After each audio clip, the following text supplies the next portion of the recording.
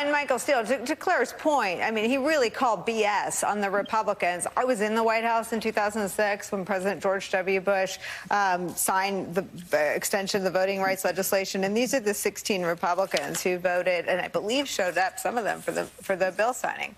Senator Mitch McConnell, Senator Grassley, Shelby, Crapo, not sure how to say that one, Collins, Burr, Crapo, Graham, Thune, Cornyn, Blackburn, Blunt, Boozman, Capito, Moran, and Wicker all voted for the 2006 reauthorization. The president also very effectively invoked former Republican presidents, President Reagan and President George W. Bush.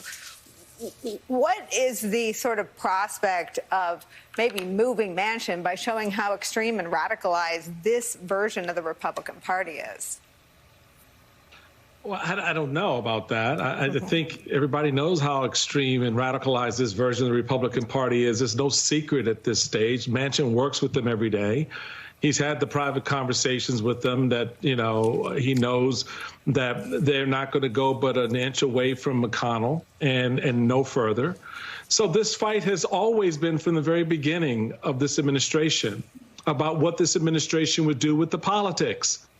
And today, starting probably last week with his speech on the January 6th occasion, the president decided to engage politically and decided to actually call out the BS and call the bluffs of his not only his political opponents on the right, but also within his own party.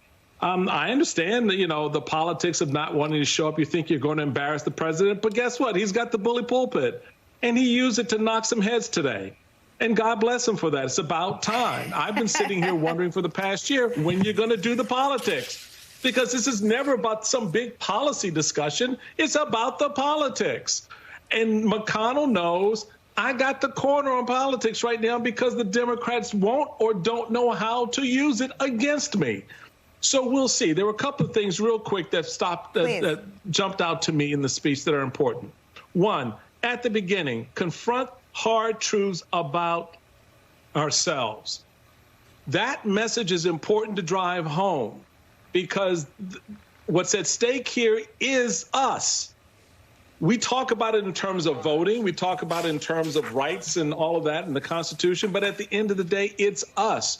So the president now saying, folks, I'm going to take the mirror and I'm going to hold it up to you. And I'm going to let you see yourselves, because that's what this is about, us. The second part of it was, you know, the fact that he talked about the defeated president, and I love that term. It's going to drive Trump nuts, referring to him not as the former president, but as the defeated president. I think that's good. But I think he needs to connect all of this, and I think he's beginning to do that, Nicole, with the country. And to Claire's point about, you know, how you know, this group or that group doesn't participate or not there, and how the press covers that. Don't get distracted by that. Have them come to your space because you're defining the conversation. And I think the president is finally beginning to get his sea legs on that in this moment. And let me just give a quick shout out to my girl, Simone. Welcome. It's good to have you in the family. Simone, I'm coming.